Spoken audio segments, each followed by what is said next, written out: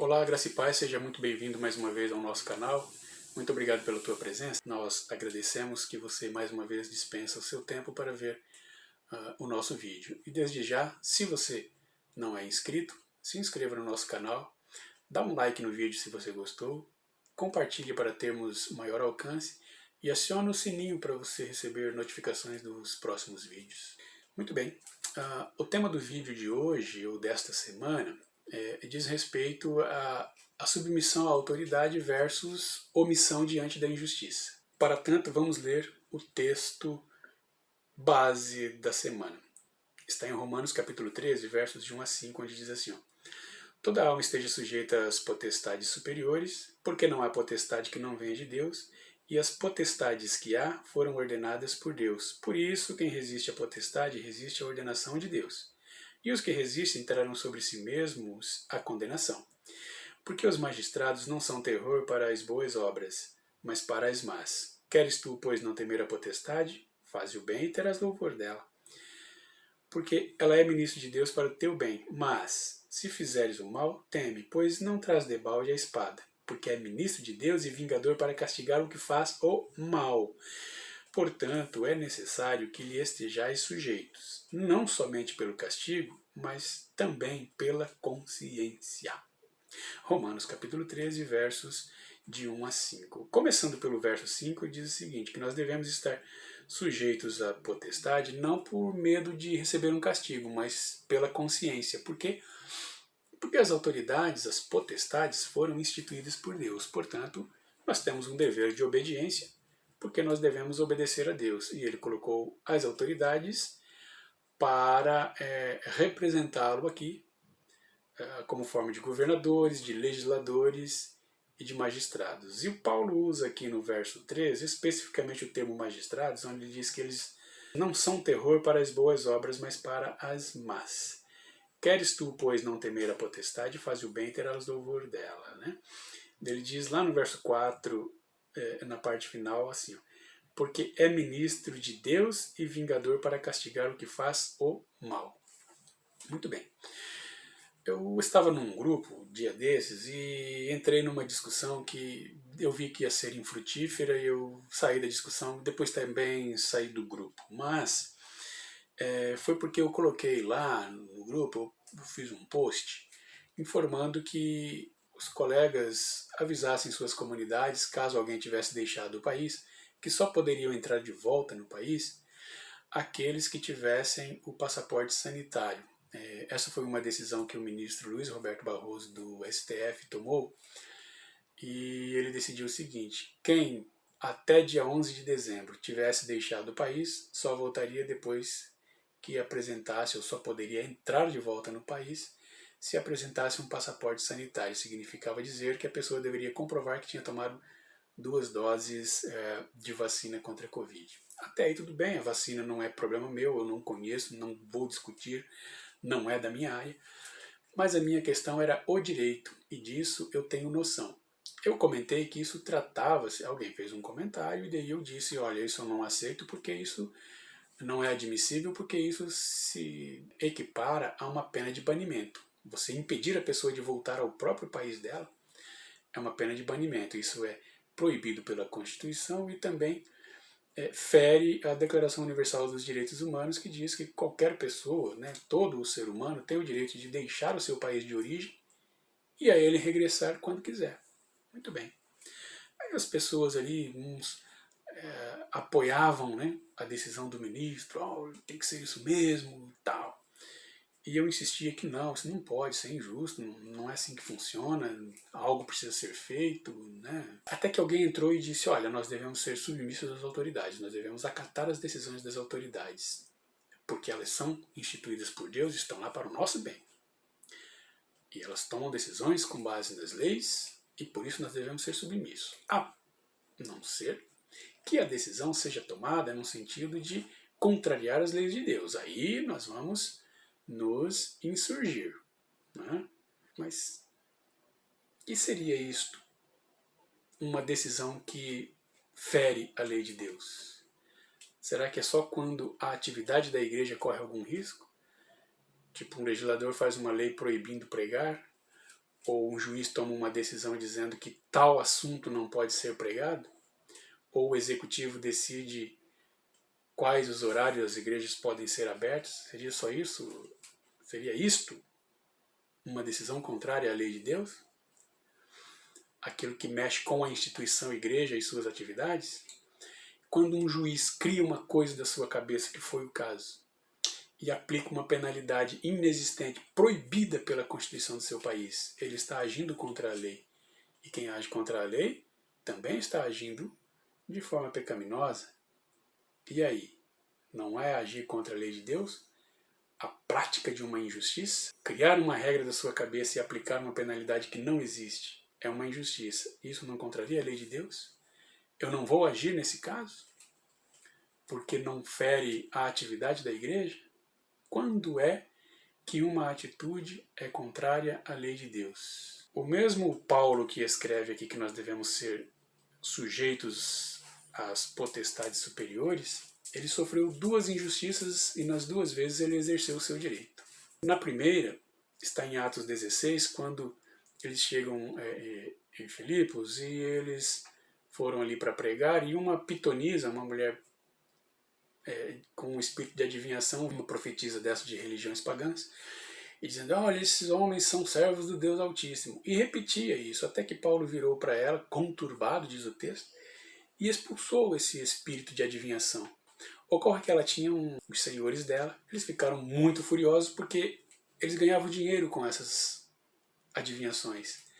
Então eles reclamaram para as autoridades da cidade, as autoridades mandaram capturar Paulo e Silas, açoitar e colocar no cárcere.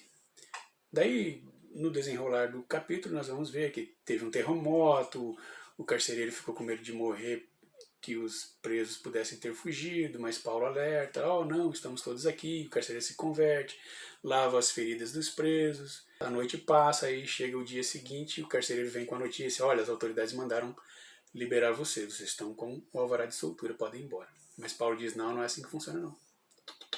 Uma injustiça foi praticada aqui. Nós não tivemos um julgamento justo, nós somos cidadãos romanos. É lícito você açoitar e prender um cidadão romano sem julgamento? Quando as autoridades descobriram que Paulo era romano, eles vieram correndo lá, soltaram ele pessoalmente, não sem antes pedir muitas desculpas. E daí soltaram Paulo e Silas. Ok. Quer dizer, Paulo se viu diante de uma injustiça e exerceu o seu direito para que a injustiça fosse corrigida. De certa forma, ele impôs uma humilhação pública àquelas autoridades que praticaram um ato da cabeça deles. Porque, como romanos, Paulo e Silas tinham direito a um julgamento antes de serem presos e condenados ao açoite. Exercendo seu direito, Paulo fez uma reparação da justiça por meio de uma retratação pública. Depois nós vamos para o capítulo 21 e Paulo é apanhado em Jerusalém. Ele estava pregando, então os judeus o pegam. E estão ali surrando ele, até que o tribuno vem, recolhe Paulo e leva para a prisão. Mas no decorrer ali dos capítulos seguintes, isso começa em Atos 21, no decorrer dos capítulos, dos versos e capítulos seguintes, Paulo percebe que seria vítima de uma execução injusta. Ele fala, eu vou morrer aqui. O que ele faz? Ele fica ali submisso à autoridade judiciária e fica aguardando o julgamento, quietinho, bovinamente submisso? Não. Ele levanta a mão e exerce seu direito. Apelo para César. Daí, por quê? Ele percebeu que ele poderia ser linchado, ele ia ser executado, ele ia ter uma pena de morte injustamente. Então, foi para Roma. Lá ele ficou preso 2 anos, depois foi solto e prosseguiu na sua viagem missionária. Ou seja, ele exerceu o seu direito para corrigir injustiças das quais uma ele foi vítima e da outra ele estava prestes a ser vítima. Tá? Então ele não foi insubmisso à autoridade. Ele foi insurgente contra a injustiça. São coisas diferentes. Então, submeter-se à autoridade não quer dizer que você deva ser omisso e conivente com a injustiça. Tá? E é por isso que eu batia o pé ali na discussão em relação ao que os colegas defendiam, que era a decisão do ministro Barroso de banir as pessoas do país. Isso não era justo. E a pergunta que eu faço, então, é o seguinte. Apesar de ser um magistrado, portanto uma autoridade, o cargo de magistrado, uma autoridade, a pessoa que o exercia não estava exercendo com justiça, no caso específico ali do nosso magistrado citado. Então, diante da injustiça, eu faço o quê? Qual é o meu procedimento? Será que eu devo me calar, eu devo me omitir, porque afinal de contas uma decisão foi tomada por um juiz é um magistrado é um cargo instituído por Deus, mas e a pessoa que ocupa é justa? Ela praticou algo dentro da justiça, dentro dos parâmetros legais, dentro da justiça, daquilo que se espera que seja justiça? Então, diante de um ato injusto, eu fico quietinho e digo para a minha comunidade, para a pessoa que eu estou liderando, olha, você tem que aceitar, porque mesmo sendo injusto, mas foi praticado por uma autoridade, as autoridades são instituídas por Deus. Uma observação que das pessoas que discutiam diziam ali, nós devemos obedecer às autoridades porque elas foram instituídas por Deus, nós devemos obedecê-las. E apenas quando suas decisões são contrárias à lei de Deus é que nós vamos então agir de forma diferente. Mas uma ação contrária à lei de Deus é só quando as atividades da igreja estão em risco? É só isso que fere? Quando um juiz inventa uma regra da sua cabeça e pratica uma injustiça, isso não é contrário à lei de Deus? O que é uma ação de uma autoridade contrária à lei de Deus? Em primeiro lugar, todo o pecado é, em primeira instância, praticado contra Deus. Quando uma autoridade age contrário, o seu ato é contrário à lei, essa autoridade está pecando. E se ela está pecando, ela está agindo contra a lei de Deus. Eu vou simplesmente me omitir e ser conivente com este pecado, porque, afinal de contas, mesmo sendo um pecado, não atinge a atividade da igreja? Será que é só quando a igreja vai sofrer algum embaraço, algum entrave, algum empecilho, alguma dificuldade para a sua atividade, é que a lei de Deus foi ferida? Quando as injustiças são praticadas contra os pobres, contra os oprimidos, ou até contra ricos, mas é imposto a ele uma opressão, uma injustiça, uma decisão arbitrária, não há aí uma contrariedade à lei de Deus?